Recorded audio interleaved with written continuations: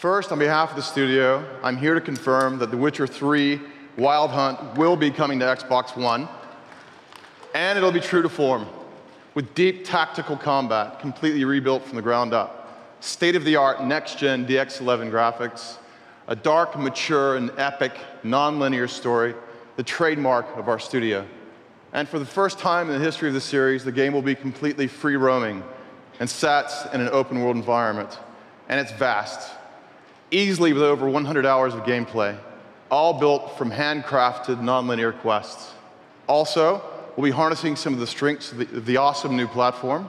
For example, we're integrating optional voice commands in combat using Kinect for things like quick switching and casting of spells, an exclusive feature for Xbox One.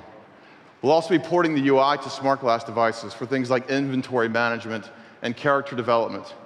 In summary, a truly next-gen, epic fantasy RPG that will feel native to the next-generation platform. They say he was a man obsessed, chasing memories, faces, scents. Yet amidst the chaos, he could only follow his heart. In my opinion, right? So The Witcher 3 will be the first ever combination of story-driven game with non-linearities, obviously, plus our consequences system and a huge open-world environment. Yeah, we are doing a story-driven game, as we always have. We are focusing on the story, and this is really important for us. The story is the most important part. Yeah, we're keeping these ambiguous choices, so no clear good or wrong choices, and we are focusing on the story. Yes. Yeah, but for the first time it will be placed in a huge open world environment. So it's actually a first time for us too. But yeah, it will be just great.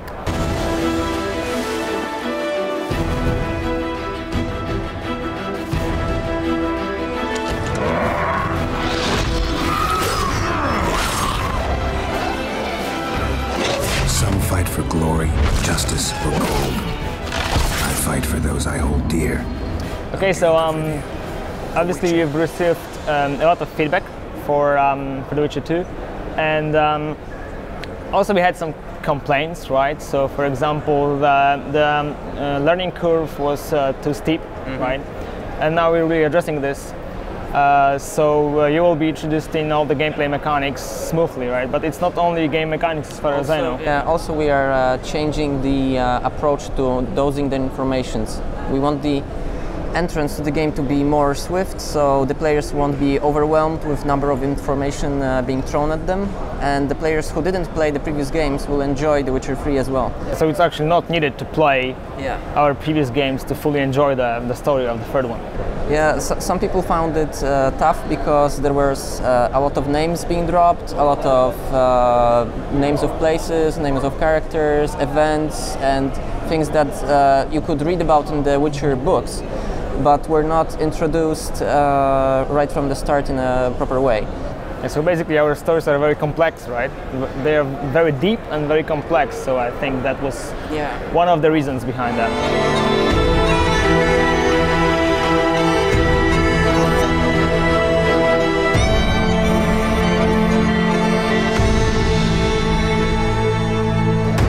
Basically, as Maciek said, we are doing an open world now, so we no longer can predict where the player will go. We no longer have these rails as we did in The Witcher 2.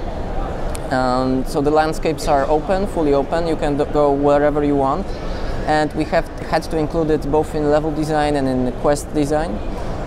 Because we had to make the quests in a way that they still will be conveying the same complex story, but in an open world game. So, and we still want to keep the cinematic experience that the players had with The Witcher 2.